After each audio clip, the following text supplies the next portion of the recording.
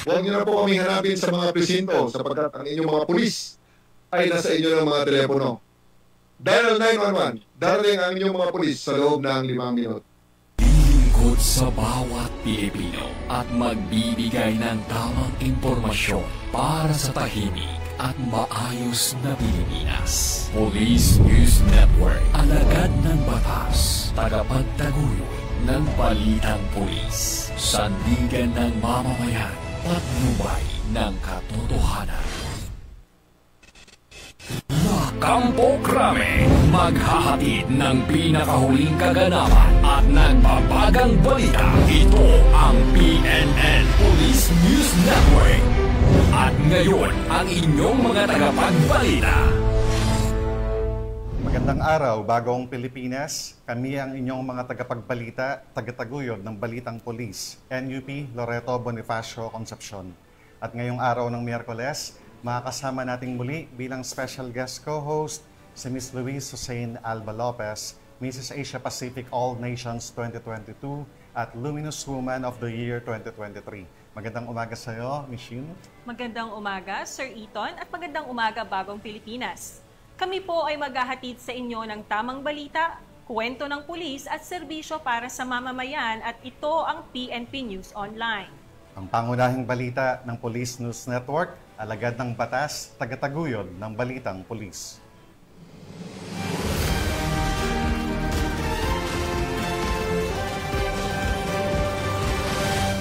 Narito ang mga balitang hatid ng ating PNN correspondents mula sa iba't ibang panig ng bansa.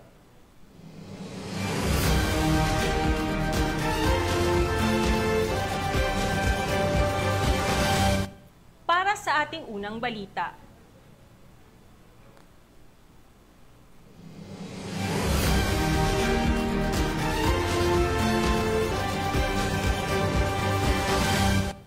Sa tuloy-tuloy na kampanya ng kapulisan laban sa mga taong may pananagutan sa batas, isang babae ang naaresto sa bisa ng warrant of arrest dahil sa kasong BP-22 o Batas Pambansa o ang Bouncing Check Law. Kabilang din ang nahuling suspect sa top 1 most wanted person sa bayan ng San Manuel, Tarlac. Narito ang balita ni Police Corporal Anthony Pico.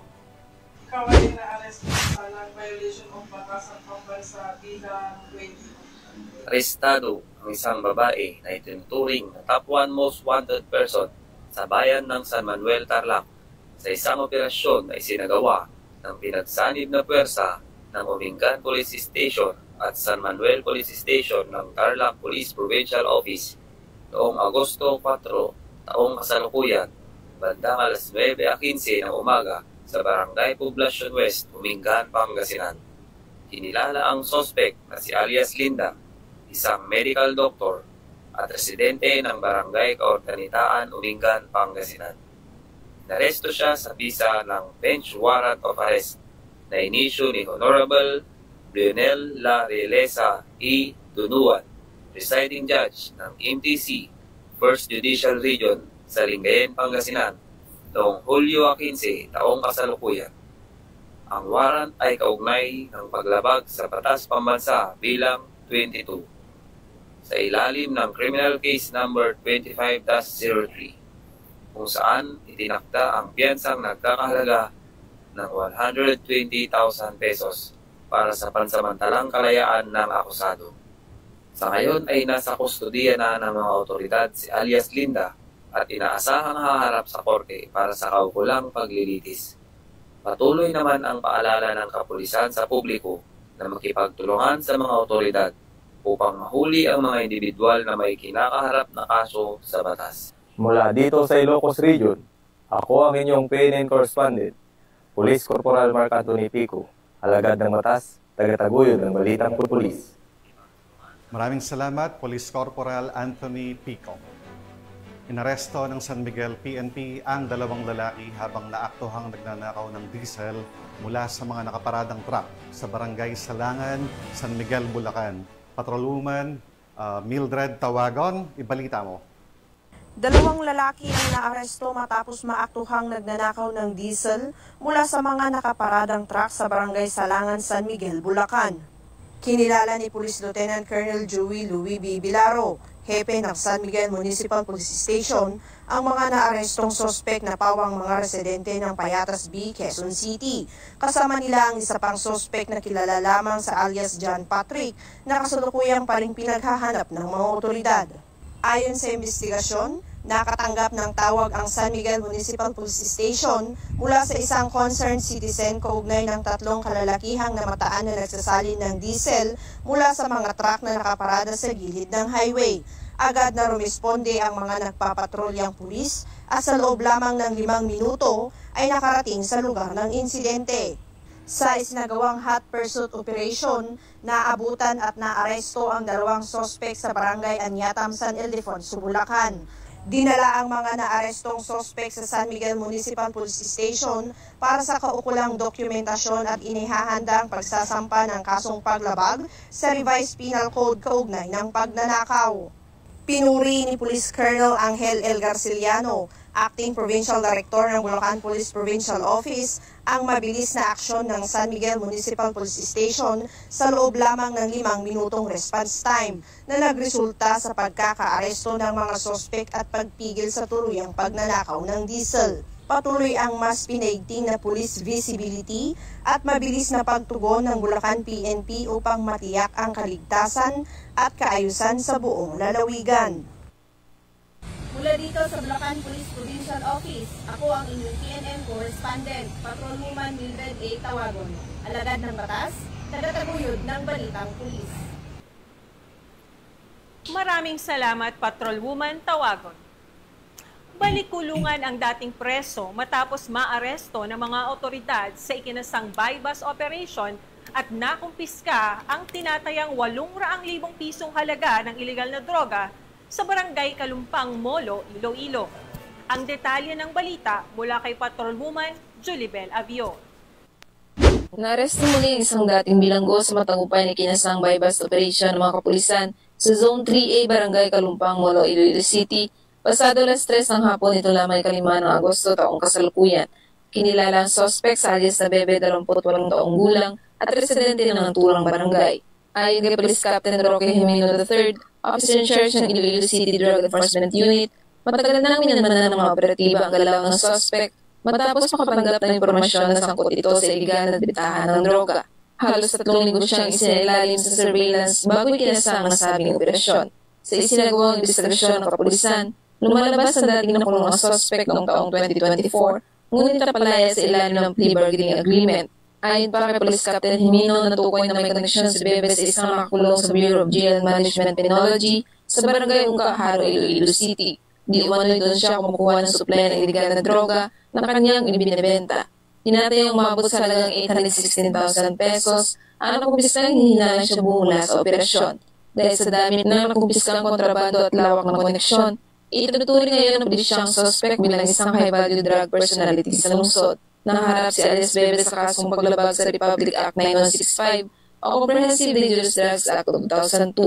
Kasalukuyan siyang nasa kustudiya ng ICDEU para sa karagdagang investigasyon at pagsasampa ng kaso. Patuloy ang paalala ng PNP sa publiko na makiisa sa kampanya kontra iligal na droga at agad i-report ang mga kahinalang aktibidad sa kanilang lugar. Mula dito sa Police Regional Office 6, ako ang Police News Network Correspondent, Patrolwoman Julibel Avior, alagad ng batas sa tagataguyod ng balitang pulis. Maraming salamat, Patrolwoman Julibel Avior. Halos 1 milyong pisong halaga ng ilegal na droga ang nakumpiska sa 2 tulak ng ilegal na droga matapos magsagawa ng anti-illegal drugs operation ang mga otoridad sa Barangay Malabago, Badjan, Cebu. Ibabalita yan ni Patrolwoman Annalyn Canoob.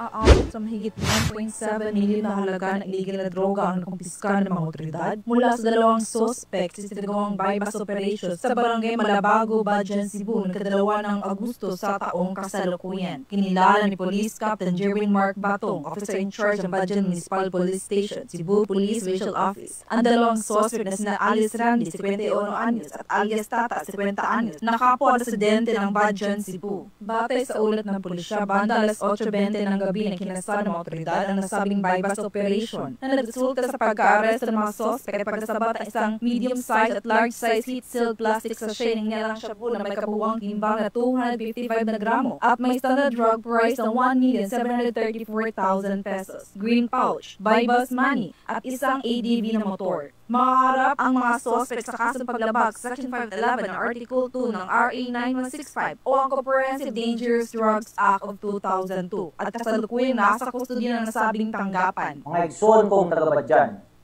ang tagumpay na operasyon laban sa iligal na droga at sa pagkakahuli ng dalawang high-value individual noong Agosto 2, 2025 ay isang paalala ng badyan na hindi lugar para sa masamang bisyo, kundi para sa maayos, payapa at marangal na pamumuhay.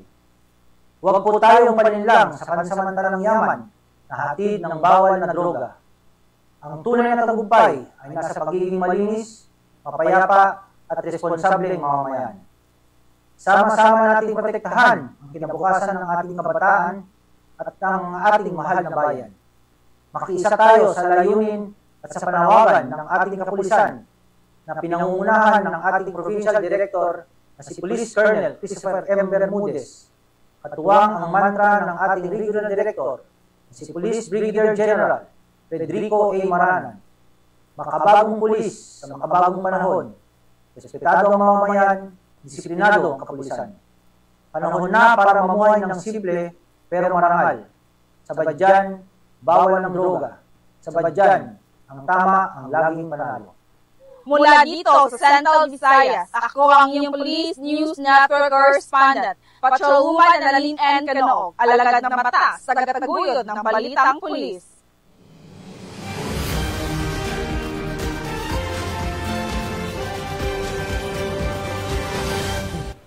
Sa walang tigil na operasyon ng PNP laban sa mga most wanted person, arestado ang isang lalaki sa bisa ng warrant of arrest na may kasong attempted murder sa isinagawang operasyon sa Panabo City.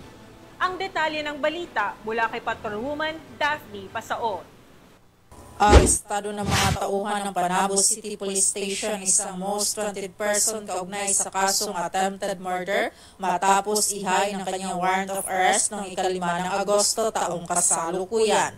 Kinilala ni Police Lieutenant Colonel Dexter R. Cuevas, officer in charge ng Panabo City Police Station, ang suspect na si alias Tony, 57 anyos, residente ng Purok 2, Barangay San Roque, Panabo City.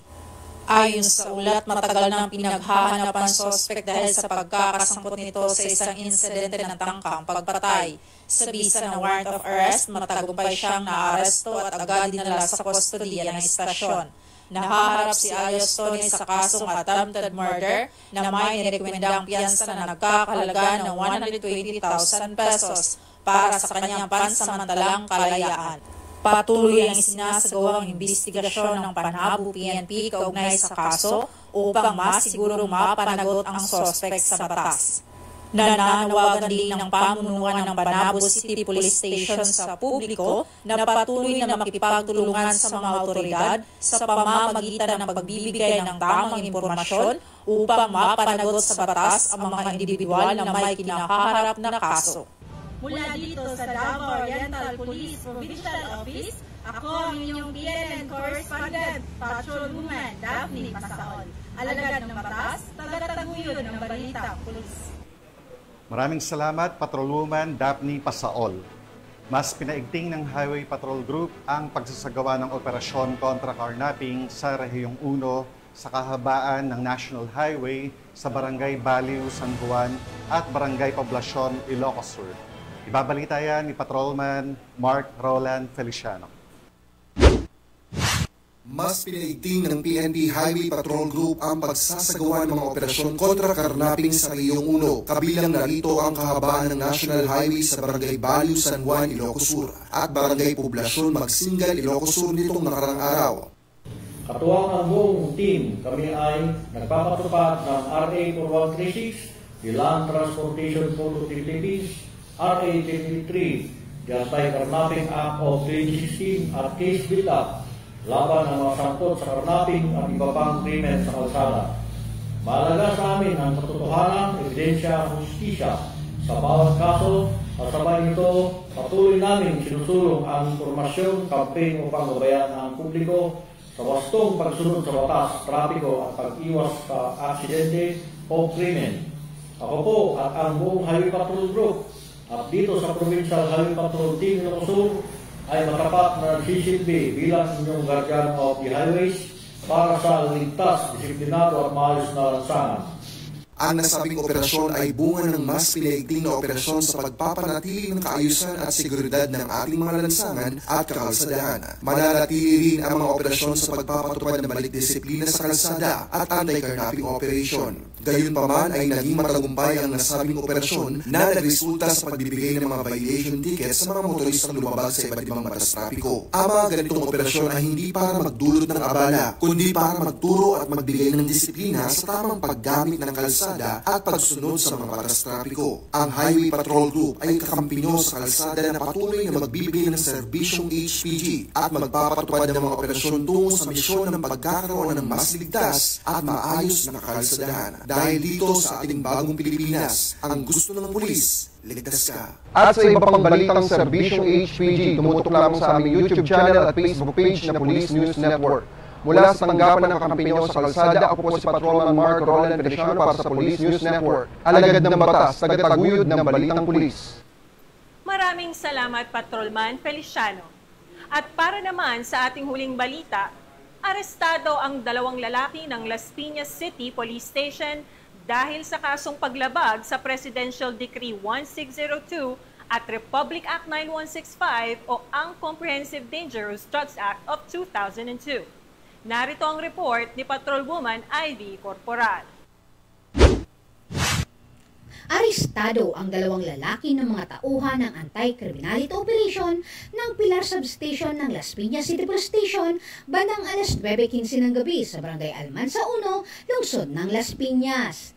Kinilala ang mga sospek na sina alias Toy at alias Jojo.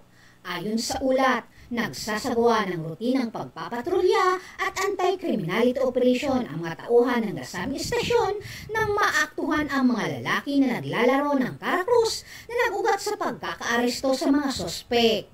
Na-recover mula sa mga sospek ang 2 piraso ng heat-sealed transparent plastic sachet na naglalaman ng puting kristal na substansya na hinihinala siya buo na may tinatayang may bigat na humigit kumulang 1.70 gramo at may standard drug price na 11,560 pesos. Nakuha rin ang halagang 703 pesos bilang taya sa iba't ibang dominasyon kabilang ang 3 pirasong piso na ginamit bilang flipper.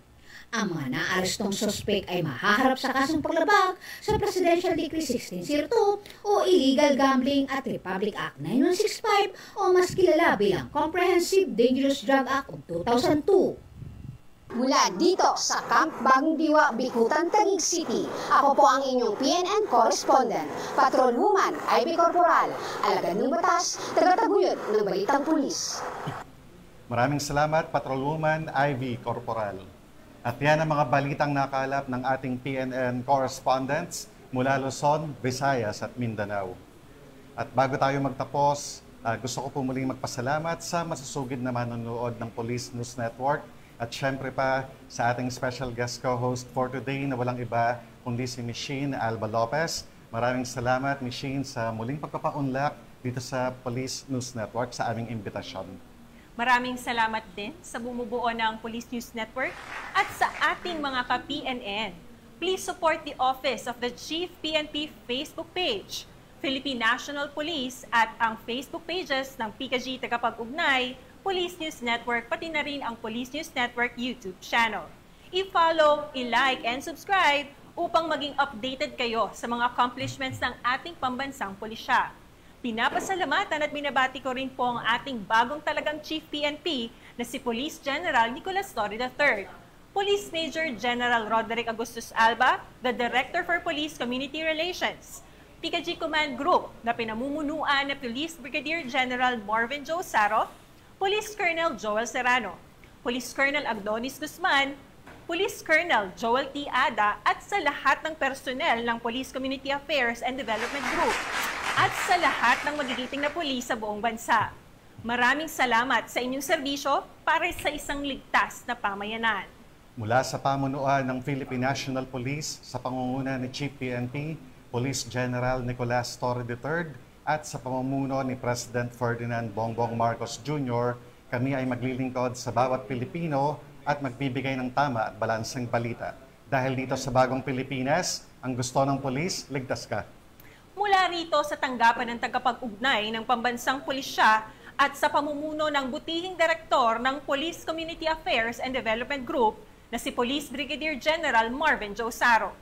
Kami ang inyong alagad ng batas, tagataguyod ng Balitang Pulis. NUP Loreto Bonifacio Concepcion at Luis Zane Alba Lopez.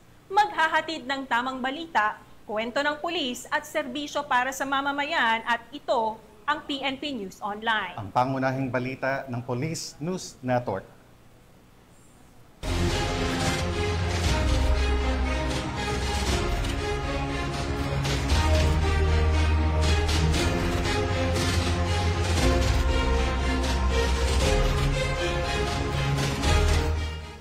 Police News Network, alagad ng batas, tagapagtaguyod ng Balitang Pulis. Mga kababayan, huwag nyo nang hanapin ang mga pulis sa presinto sapagkat kami ay nasa inyo na mga telepono. Dial 911, darating kami sa loob ng 5 minuto.